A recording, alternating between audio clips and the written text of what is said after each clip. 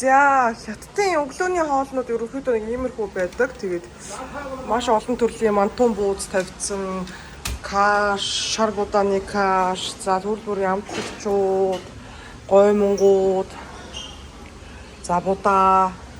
За энэ болохоор юу шар буурцаг гэх юм уу те, шар буурцагны одоо хуваалт. За тэгээ хоолнууд байна. Нэггээр шарсан өндөг төр бүрийн тавьчихдаг банш байна. Өндөг шараа тавьчихна, гамбар байна, өндөг байна. За тэгээд төрөл бүрийн амтлагч соусуудыг ингээд тавьчихна. За хүүхдийн аяга маяг байна. За кетчуп соус байна. За энд юу байна? За цуун дарсан өндөг байна, зүгээр жигэнсэн өндөг байна, боорцог байна. За энэ далайн байцаа байна. Это что? За энэ болохоор за энийг юу гэж шарсан боорцог юм шүү.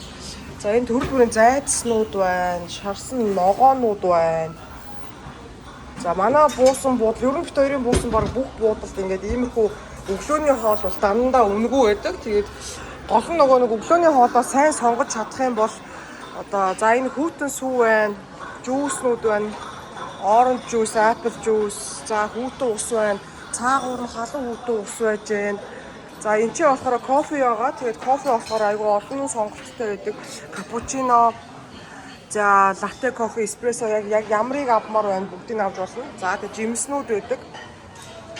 Ер нь бол хятадын Вьетнам тэгээ ер нь ингээд явж байгаа бүхэл газар чи ер нь бол буудлаа хэрэг зөв сонгох юм бол Малайз бас байсан яг ийм бүхэл хоолны буудлууд ер нь хоолны сонголттой байдаг. Төрөл бүрийн кейкүүдийг бас хөөдөн тавьчихсан байдаг, бялуунуудыг. За бялууны бэлдэт солих масл одоо юу муу бас нэлээд тавьсан байна. Тэгээ айгүй олон ширээтэй. Тэгэхээр буудлаа зөв сонгож чадах юм бол ихэнх буудлууд ерөнхийдөө ийм үнгүй өглөөний цайтай байдаг байгаа шүү. Тэгээд гол нь бит хоёр бол дандаа явахтаа өглөөний хоол үнгүй буудал сонгодгийн. Ариут татсан тавг мааг бол хангалттай. Тэгэхгүй бол өглөөний хоол чинь нэгсэн бас мөнгө хэмнэх нэлээд том арга л да. Өглөө сайн идэ гарцсан байхад өдрөөс хойш үлсэхгүй. За тийм эмэгтэйчд орой бол хоол иддэг үү те? Их ихтэй те.